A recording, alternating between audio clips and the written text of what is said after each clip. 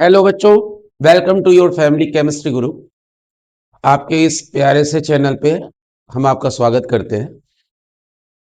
आज organic chemistry के haloalkane haloarene से नेक्स्ट रिएक्शंस पर हम आते हैं। पिछले वीडियो में आपने साइंटिस्ट के नेम के कुछ रिएक्शंस पढ़ लिए थे और सारे के सारे रिएक्शन बहुत ही ज्यादा इंपॉर्टेंट थे। आज हेलोल्केन की केमिकल प्रॉपर्टी से रिलेटेड कुछ बातें, कुछ रिएक्शंस जो पेपर के लेवल से बहुत ही ज्यादा इंपॉर्टेंट है। शुरुआत कहां से करते हैं? शुरुआत करते हैं हम लोग कहां से? SN1 रिएक्शन और साथ में SN2 रिएक्शन। SN1 रिएक्शन और SN2 रिएक्शन, ये आप जान लीजिए कि इसका जो डिफरेंस है पेपर में बहुत आता है। तो पहले तो हम इसका डिफरेंस देख लेते थे, फिर इसकी पूरी मैकेनिज्म मीन्स क्रिया विधि भी देख लेते हैं।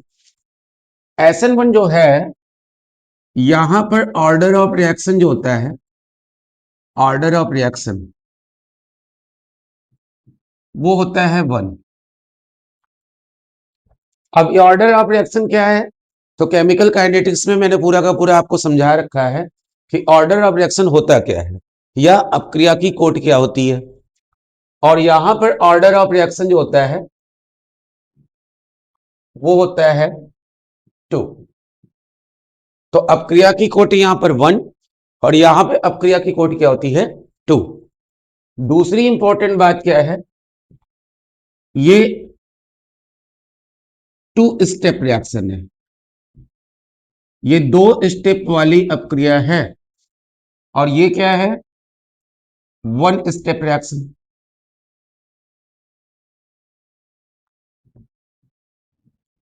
तीसरी इंपॉर्टेंट बात क्या है, यहां पर इंटरमीडिएट मतलब कि मध्यवर्ती रेडिकल फॉर्म्ड, यहां पे मध्यवर्ती मूलक जो होते हैं वो बनते हैं, ठीक। और यहां पर इंटरमीडिएट रेडिकल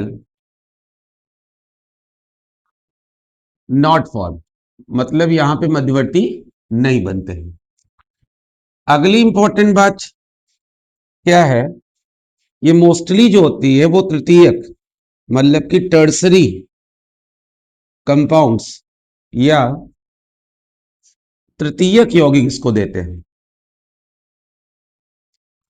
और इसे केवल और केवल इसे केवल और केवल नहीं, प्राइमरी मतलब कि प्राथमिक और सेकेंडरी दोनों देते हैं। तो SN1 और SN2 का जो है डिफरेंस पेपर में बहुत बार आया हुआ है, इसलिए मोस्ट इंपॉर्टेंट है। पहली बात क्या कि ऑर्डर ऑफ रिएक्शन क्या होता है, इस पर 1 होता है, इस पर 2 होता है। ये 2 स्टेप की अपक्रिया है, ये 1 स्टेप की है। मध्यवर्ती इसमें बनता है, इसमें नहीं बनता। मोस्टली इसको तृतीयक देते हैं और इसे प्राइमरी और सेकेंडरी। तो ये आपका SN1 और SN2 का डिफरेंस है, इसका स्क्रीनशॉट ले लीजिए। ले लिया होगा। चलिए आगे बढ़ते हैं। अब क्या करते हैं, इनकी क्रियाविधि देख लेते हैं। और क्रियाविधि को समझाने के पहले आपको एक बेसिक टॉपिक आपको क्लियर कर लेते हैं। बेसिक टॉपिक जैसे ही आपको क्लियर हो जाएगा, उसके जस्ट बाद आपका इनका क्रियाविधि हम समझाते हैं। बेसिक टॉपिक क्या है? इंडक्टिव इफेक्ट या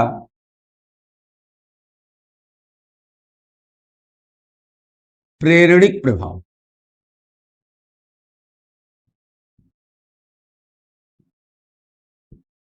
ये बहुत ही ज्यादा इंपॉर्टेंट बेसिक पोर्शन है ऑर्गेनिक केमिस्ट्री के लिए। इस प्रेरणिक प्रभाव से या इंडक्टिव इफेक्ट से आपको काफी चीजें क्लियर होने वाली हैं आगे चल करके।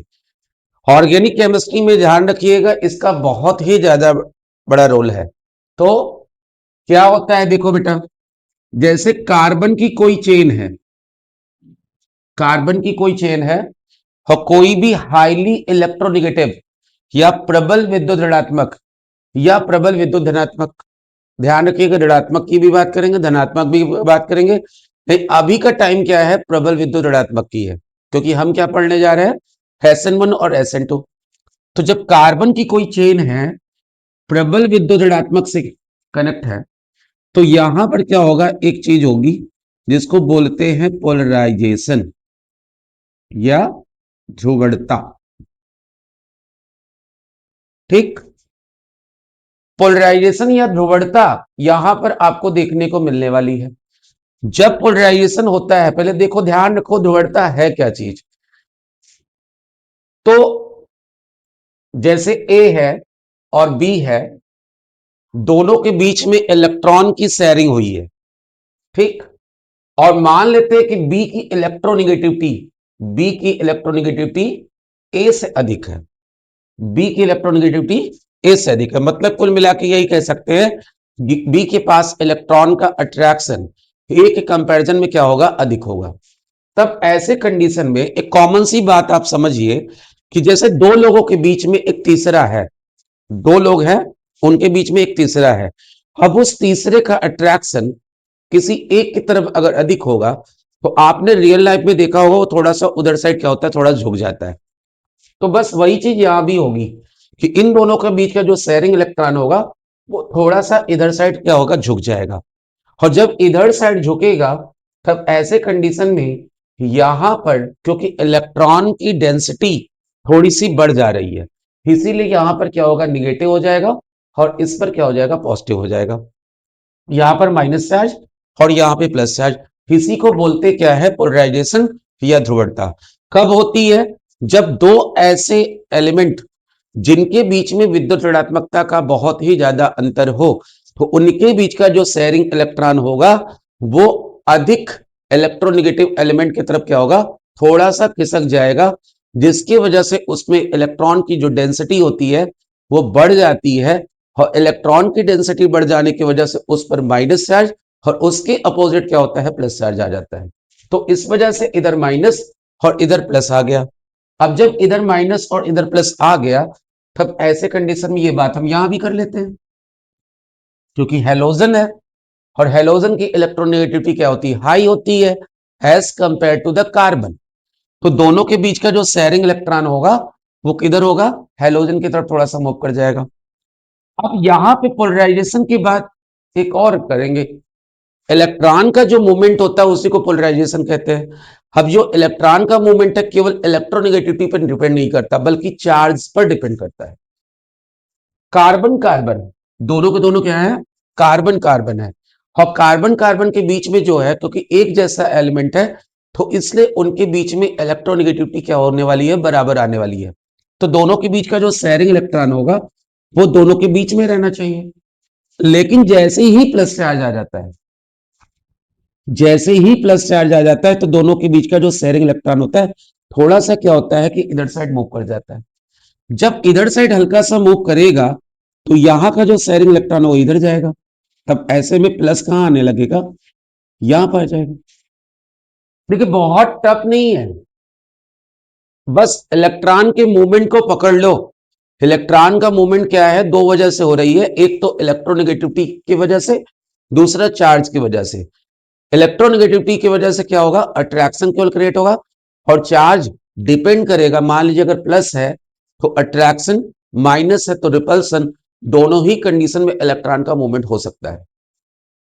तो यहां पर क्या हो रहा है, इलेक्ट्रॉन का मूवमेंट होगा, सेम कंडीशन यहां भी है, यहां भी मूवमेंट होगा।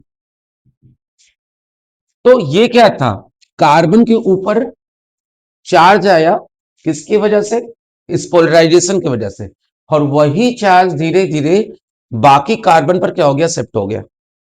तो इसको बोलते हैं इंडक्टिव इफेक्ट। लेकिन मेन बात क्या है, जो अंदर की बात है वो पकड़िए। जब इलेक्ट्रॉन का मूवमेंट इधर साइड हुआ होगा, तो धीरे धीरे इस कार्बन पर इलेक्ट्रॉन की डेंसिटी जो होगी वो बढ़ गई, और जैसे जैसे इलेक्ट्रॉन की डेंसिटी बढ़ेगी, ये जो प्लस चार्ज होगा वो कम होने लगेगा। ये जो प्लस चार्ज है वो क्या होगा, कम होने लगेगा। और प्लस चार्ज जैसे जैसे कम होगा तो चार्ज डेंसिटी भी इसकी कम होगी, जिससे क्या होगा, बॉन्ड वीक हो जाएगा। तो इंडक्टिव इफेक्ट क्या है, जब कार्बन की एक कोई चेन किसी प्रबल विद्युत ऋणात्मक या प्रबल विद्युत धनात्मक, हाई इलेक्ट्रोनेगेटिव एलिमेंट या हाई इलेक्ट्रोपॉजिटिव एलिमेंट, तो ऐसे में मोमेंट की वजह से कार्बन पर प्लस या माइनस आएगा। प्लस या माइनस अगर आ गया तो धीरे धीरे ये चार्ज बाकी कार्बन पे क्या हो जाएगा, शिफ्ट हो जाएगा। बाकी कार्बन पर जैसे ही शिफ्ट हो जाएगा वैसे ही इस कार्बन पर चार्ज डेंसिटी क्या होगी, डाउन हो जाएगी, जिसके वजह से बॉन्ड क्या होता है, वीक हो जाता है। तो यही बात आपको इंडक्टिव इफेक्ट में समझनी है कि जब कार्बन की कोई चेन किसी प्रबल विद्युत ऋणात्मक या धनात्मक के साथ कनेक्ट होंगे तो चार्ज डेवलप होगा, फिर धीरे धीरे चार्ज क्या होगा, बाकी कार्बन पर शिफ्ट हो जाएगा, चार्ज डेंसिटी डाउन हो जाएगी और बॉन्ड क्या हो जाएगा, पहले के कंपैरिजन में वीक होगा। तो जो समझने वाली बात क्या है, क्या कि इंडक्टिव इफेक्ट की वजह से बॉन्ड जो होता है वो वीक होता है। ध्यान रखिए, पकड़िए इस बात को, इंडक्टिव इफेक्ट की वजह से बॉन्ड क्या होता है, वीक हो जाता है। ठीक, तो यही बात आप पकड़ करके आप SN1 और SN2 समझ लेंगे। और एक बात और है, जैसे कि कार्बन की चेन अगर एक है तो इंडक्टिव इफेक्ट क्या हो रहा है कि केवल वन डायरेक्शन होगा। इंडक्टिव इफेक्ट कहां पे होगा, केवल और केवल वन डायरेक्शन पे होगा।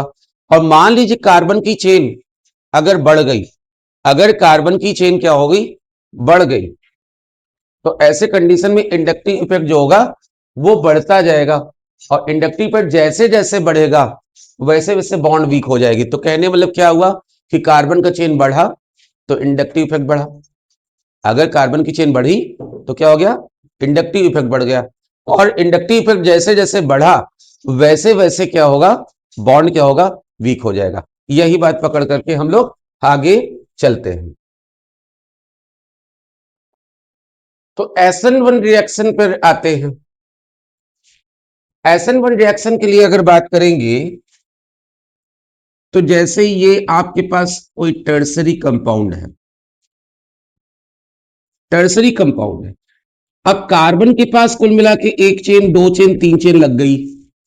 अब कार्बन के पास जब तीन चेन लग गई तो जाहिर सी बात है यहां पर इंडक्टिव इफेक्ट बहुत अधिक होने वाला है। और जब इंडक्टिव इफेक्ट बहुत अधिक होगा तो ऐसे में कार्बन पर जो चार्ज डेंसिटी होगी वो बहुत कम होगी। इस कार्बन पर चार्ज डेंसिटी क्या होगी, बहुत कम होगी। और जब कार्बन पर चार्ज डेंसिटी कम होगी तो ऐसे में ये बॉन्ड क्या होगा, वीक हो जाएगा।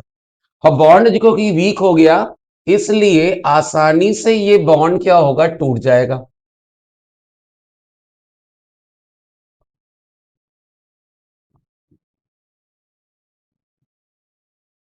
ये बॉन्ड क्या हो गया, टूट गया। और ये क्या मिला आपको, कार्बोकैटायन।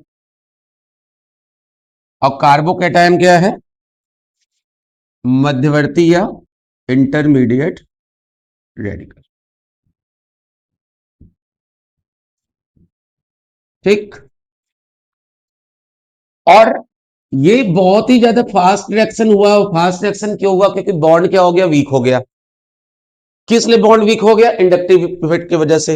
इंडक्टिव इफेक्ट क्यों अधिक हुआ, क्योंकि कार्बन की एक दो तीन चेन लगी हुई है। जैसे जैसे कार्बन की चेन बढ़ती जाएगी इंडक्टिव इफेक्ट बढ़ता जाएगा, इंडक्टिव इफेक्ट बढ़ता जाएगा, बॉन्ड वीक हो जाएगा, बॉन्ड वीक हो जाएगा तो बॉन्ड आसानी से टूट जाएगा। बॉन्ड आसानी से टूट गया तो कहानी ये हो गई। और इसके बाद क्या होगा, इसके बाद इंडक्टिव इफेक्ट की वजह से इस कार्बोकैटायन की जो स्टेबिलिटी थी वो पहले के कंपैरिजन में बढ़ गई है। इसीलिए जब न्यूक्लियोफाइल इनका कांटेक्ट हुआ, यहां पर नाभिक स्नेही अभिकर्मक का कांटेक्ट यहां पे हुआ तो ये रिएक्शन क्या हो गया, स्लो हो गया। और इसके बाद यहां पर लग गया। बात क्लियर हो गई। तो ये SN1 के लिए जो बातें मैंने बताया था, देखो भाई, रेट ऑफ रिएक्शन, अपक्रिया का जो वेग है वो केवल और केवल इन पर निर्भर किया, इसलिए इसका ऑर्डर ऑफ रिएक्शन क्या हो गया, वन हो गया। बॉन्ड को ब्रेक करने के लिए इनकी जरूरत नहीं पड़ी, केवल और केवल इन पर निर्भर किया, इसलिए ऑर्डर ऑफ रिएक्शन क्या हो गया, वन हो गया। पहली बात। दूसरी इंपॉर्टेंट बात क्या है, दूसरी इंपॉर्टेंट बात कि यहां पर इंटरमीडिएट रेडिकल भी बना। तीसरी इंपॉर्टेंट बात, 2 स्टेप की रिएक्शन हो गई और चौथा मैंने टर्सरी लिया। तो हमने SN1 के लिए जो 4 बातें आपको बताई थी वो आपकी यहां पर हो गई। अब चलते क्या है SN2 पर। अब आप SN2 पर चलते हैं। इसका एक स्क्रीनशॉट ले लीजिए। ले लिया होगा। चलिए आगे बढ़ते हैं।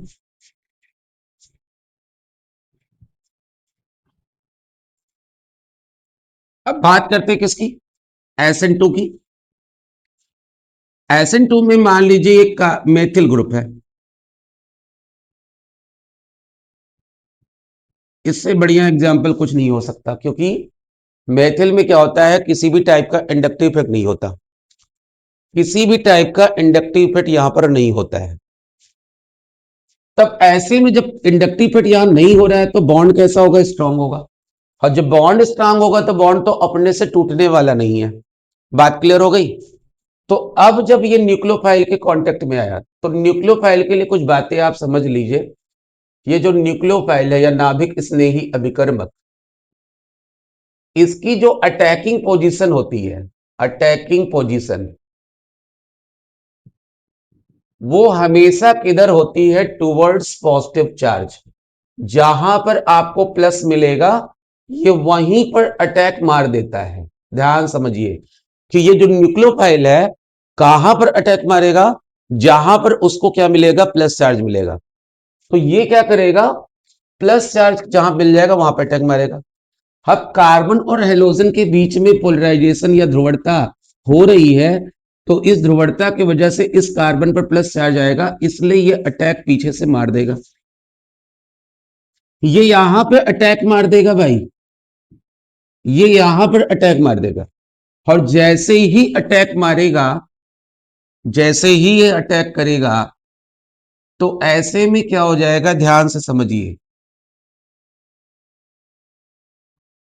न्यूक्लियोफाइल, अब यहां पे कुछ इंटरेक्शन होता है भाई। देखिए अब आपको ये लग रहा होगा 5 वैलेंसी, बेटा 5 वैलेंसी नहीं कनेक्ट हुई है, ये इसके प्लस और माइनस की वजह से ट्रैक्शन है, इस वजह से हुआ। लेकिन अब जाकर के इंटरेक्शन जो समझने में थोड़ी सी दिक्कत आती है बच्चों को, लेकिन बहुत ही आसान है, ढंग से समझिएगा। माइनस चार्ज है तो इधर से ये रिपल्सन क्रिएट होगा, माइनस चार्ज है तो इधर से रिपल्सन क्रिएट होगा। और कार्बन पर प्लस है तो अट्रैक्शन होगा। इधर से रिपल्सन और इधर से अट्रैक्शन, इधर से रिपल्सन, इधर से अट्रैक्शन। इस रिपल्सन और अट्रैक्शन की वजह से ये इलेक्ट्रॉन धीरे धीरे धीरे धीरे इस कार्बन पर आने लगेगा, इस कार्बन की तरफ मूव करेगा। ये धीरे धीरे क्या होगा, इस कार्बन की तरफ मूव करेगा। बहुत ही बारीकी से पकड़िए, ये इलेक्ट्रॉन धीरे धीरे इधर मूव करेगा, और जैसे जैसे ये मूव करेगा वैसे वैसे इस कार्बन पर इलेक्ट्रॉन की डेंसिटी बढ़ जाएगी, जिसकी वजह से ये इसका जो प्लस था वो कमजोर हो गया। इंडक्टिव इफेक्ट को याद करिए। इंडक्टिव इफेक्ट में क्या था, बॉन्ड कैसे वीक हो जाता था, क्योंकि चार्ज डेंसिटी डाउन हो रही थी, और यहां चार्ज डेंसिटी डाउन नहीं हो रही थी, इसलिए बॉन्ड स्ट्रांग था, बॉन्ड आसानी से टूट नहीं रहा था। लेकिन जैसे ही न्यूक्लियोफाइल यहां लगा और इसका इलेक्ट्रॉन धीरे धीरे यहां पे पहुंचा, तो इलेक्ट्रॉन के यहां पहुंचने की वजह से इस कार्बन पर क्या हो गया, इलेक्ट्रॉन डेंसिटी बढ़ी, और डेंसिटी जैसे जैसे बढ़ी बॉन्ड क्या हो गया, वीक हो गया। हाँ, बॉन्ड वीक हो गया बेटा तो टूट गया।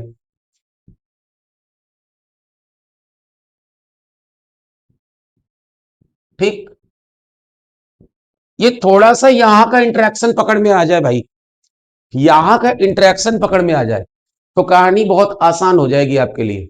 बस यहां का इंटरेक्शन पकड़ लीजिए, बहुत टफ नहीं है, इसलिए बिल्कुल लोड लेके ना पढ़िए। थोड़ा सा इंटरेक्शन लाइव का क्लियर करिए, लाइव का जो इंटरेक्शन होता है उसको क्लियर कर लीजिए, कहानी समझ में आ जाएगी। मैंने क्या कहा इधर कि कार्बन और हेलोजन के बीच में जो पोलराइजेशन हुआ, जिसकी वजह से चार्ज आया, वो चार्ज डिस्ट्रीब्यूट नहीं हुआ। क्यों नहीं हुआ, क्योंकि इधर कोई कार्बन की चेन लगी नहीं थी, इसलिए ये बॉन्ड कैसा था, स्ट्रांग था। लेकिन जैसे ही न्यूक्लियोफाइल अटैक किया, क्यों अटैक किया भैया, क्योंकि यहां पर इस न्यूक्लियोफाइल को प्लस मिल रहा था, इसलिए इसने क्या किया, यहां पर अटैक कर लिया। जब ये यहां अटैक किया तो यहां पर न्यूक्लियोफाइल जाकर कनेक्ट हो गया।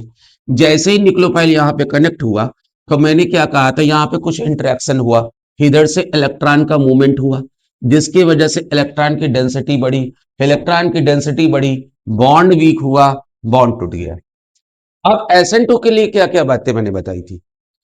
बॉन्ड अपने से केवल टूटा क्या, अगर ये न्यूक्लियोफाइल ना आता तो बॉन्ड टूट जाता क्या, इसका मतलब बॉन्ड की ब्रेकिंग, बॉन्ड का टूटना इनमें इनमें दोनों पर डिपेंड किया, इसलिए ऑर्डर ऑफ रिएक्शन क्या हो गया, यहां पर 2 हो गया। यहां पर ऑर्डर ऑफ रिएक्शन क्या हो गया, 2 हो गया। और जैसे ही ऑर्डर ऑफ रिएक्शन यहां पे 2 हो गया, तब ऐसे कंडीशन में ये क्या हो गया, SN2 रिएक्शन हो गया। दूसरा, यहां कोई इंटरमीडिएट रेडिकल नहीं बना। आपने क्लास 11 में पढ़ा होगा इंटरमीडिएट रेडिकल क्या, carbocation, carbon ion, free radical और इसके साथ साथ कार्बीन। तो इसमें से ऐसा कुछ भी नहीं मिल रहा है आपको, ठीक। इसलिए ये क्या हो गया, यहां कोई इंटरमीडिएट रेडिकल नहीं हुआ और वन स्टेप का ही रिएक्शन हुआ। तो ये SN1 और SN2 के बीच में डिफरेंस जो पेपर के लेवल के लिए बहुत ही ज्यादा इंपॉर्टेंट है, वो हम आपको बता दिए। अब इसी से रिलेटेड क्योंकि मुझे आगे हेलो एल्केन पढ़ना था, केमिकल प्रॉपर्टीज की कुछ इंपॉर्टेंट बातें, इसलिए मैंने आपको ये बता दी। अब यहां से हेलो एल्केन का एक इंपॉर्टेंट रिएक्शन, वो भी कहा मेथड ऑफ प्रिपरेशन में, ध्यान से समझिएगा कि जब ये रिएक्शन होता है किससे, HCl से, अल्कोहल का रिएक्शन मैंने HCl से कराया, तो जनरल वे में इस रिएक्शन के लिए क्या होता है, जनरल वे में इस रिएक्शन के लिए, भाई रिएक्शन तो आसान है ये इस तरह, लेकिन यहां पर Lucas reagent as a catalyst और साथ में हीट की भी जरूरत पड़ती है, ल्यूकास रीजेंट और साथ साथ में हीट की भी जरूरत पड़ती है। लेकिन अगर यही काम हम सेकेंडरी के लिए करते हैं, सेकेंडरी के लिए, तो यहां पर क्या होता है कि हीट की जरूरत नहीं पड़ती है, केवल ल्यूकास रीजेंट के प्रेजेंस में काम हो जाता है।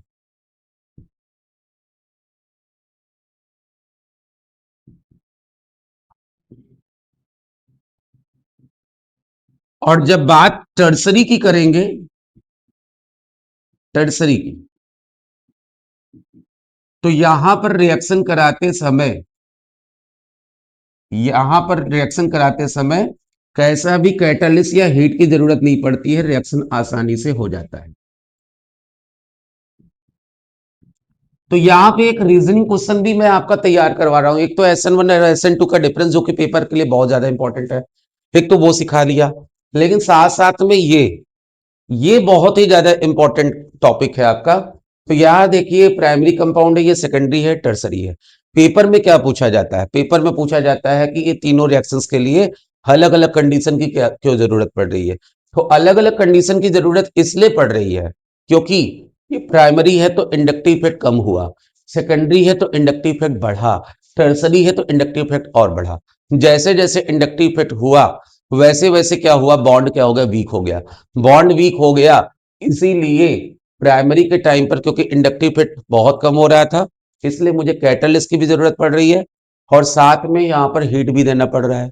सेकेंडरी के टाइम पे क्या हो रहा है, इंडक्टिव इफेक्ट पहले के कंपैरिजन में बढ़ गया है, और क्योंकि इंडक्टिव इफेक्ट बढ़ गया है इसलिए ऐसे टाइम पर हमको क्या करना पड़ रहा है, केवल कैटलिस्ट की जरूरत पड़ रही है, यहां कोई हीट की जरूरत नहीं पड़ रही है। टर्सरी में क्या हो गया, इंडक्टिव इफेक्ट और ज्यादा बढ़ गया, बॉन्ड बहुत ज्यादा वीक हो गया, इसलिए ना तो हीट और ना ही कैटलिस्ट किसी की जरूरत नहीं पड़ी और रिएक्शन हो गया। तो यहां से आपने SN1 SN2 और उसका एक एप्लीकेशन पढ़ लिया। और साथ साथ में एक चीज और, जब भी आपसे प्राइमरी सेकेंडरी और टर्सरी अल्कोहल का, प्राथमिक द्वितीयक तृतीयक अल्कोहल का जब भी आपसे डिफरेंस पूछे तो इससे सुंदर रिएक्शन कुछ नहीं हो सकता है। तो आपका ये भी कंप्लीट हुआ। तो अभी हम क्या करते हैं, आगे चलते हैं और हम जब नेक्स्ट वीडियो में मिलेंगे तो नेक्स्ट वीडियो में हम क्या करेंगे, न्यूक्लियोफाइल या न्यूक्लियोफिलिक सब्स्टिट्यूशन रिएक्शन वाले सारे रिएक्शंस करेंगे और ऑर्गेनिक रिएक्शंस और ज्यादा पढ़ेंगे। तो चैनल में बने रहने के लिए धन्यवाद। ओके।